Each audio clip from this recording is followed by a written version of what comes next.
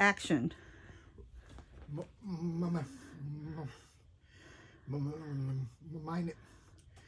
My name is... And that, ladies and gentlemen, is my speech if I use absolutely no technique whatsoever. For much of my life, I could barely say anything, but now I can, having gone through years of different kinds of therapies.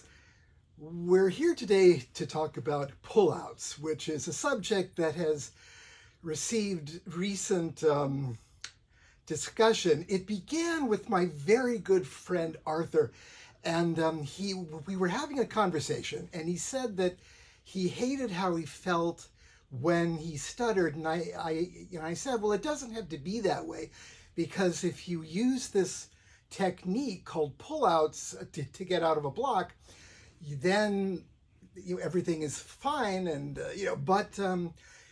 and then he said, well, I don't want to do voluntary stuttering. And at first I thought my great friend Arthur was simply changing the subject, and so I responded. But then I realized he was saying that pullouts and voluntary stuttering are the same thing, which I said, no, they're not.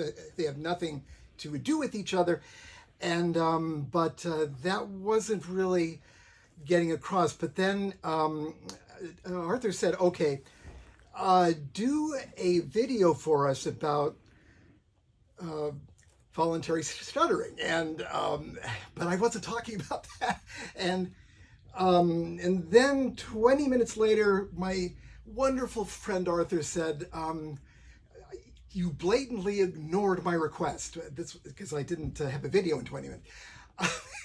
Anyway, other people, including my old friend Paul Goldstein, who has been a friend of mine for most of my life now, I guess, commented also on pullouts and all of that. And I thought, okay, now it's all clear when Arthur put on a video saying, David, if you found the voluntary stuttering helps you, that's great, but you shouldn't be telling other people they have to use voluntary stuttering.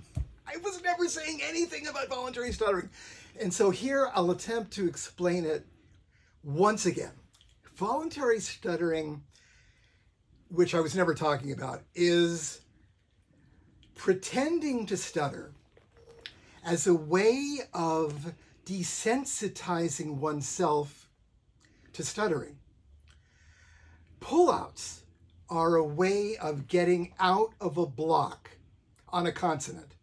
They can be used with vowels too, but that's much more difficult. I don't use pullouts on vowels, but pullouts are, I think, of all the techniques I have ever used, the most powerful, and I'll get into why later. But okay, now blocking and how we get out of blocking, how we deal with blocking, has been a recent topic. A lot of people asking, what do I do with blocking? And a lot of people, including myself, have said how you do it is this. You end the speech attempt, let your air out, wait a few seconds, inhale, and start again, which is a much better way to do it because we never want to force ourselves through a block. But there are problems with that. One problem is you can try that over and over and over again, and sometimes you just keep on blocking, and then our listener walks away. Well, that's not a good thing. Another issue with it is that even if it does work, the fact remains that the block got the better of you the first time you did it, which is not a good feeling. Pullouts are a superior way to deal with blocking because you master the speech attempt, whatever is happening. Cookie recently put on, she included a YouTube piece on pullouts, which had a lot of good information on it. And what the person who was giving the YouTube presentation showed was a pullout, and it was like this. They, so, and that is a good description of it. The one issue I did have with that video, though, is I don't think you can just show someone a pullout and then say, now go do that. I don't think it's going to work for most people. You have to practice it. Okay.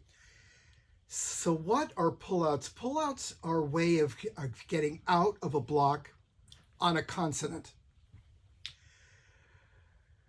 It's most easily conceived of with fricatives. Fricatives are unvoiced, stretchable consonants like S, F, SH.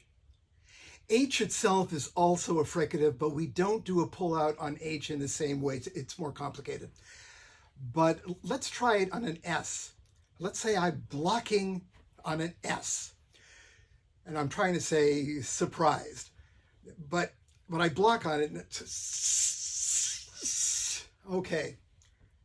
So how do I do a pullout on that? Surprise. Surprise. You just pull out of the block. But here again, you can't just show someone that and say, now go do it. It doesn't work that way.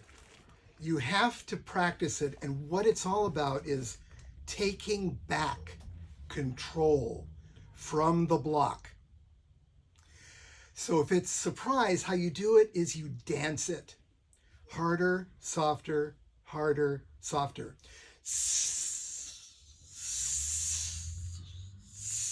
Surprise. And that may take you several breaths.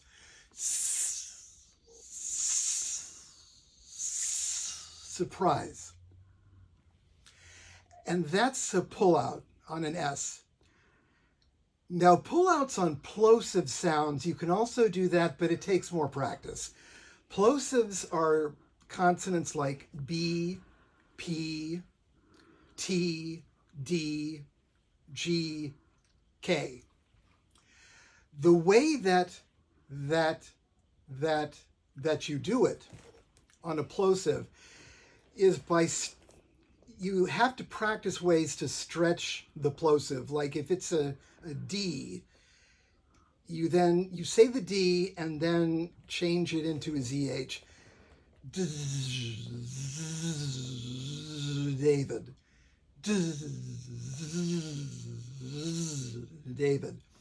David.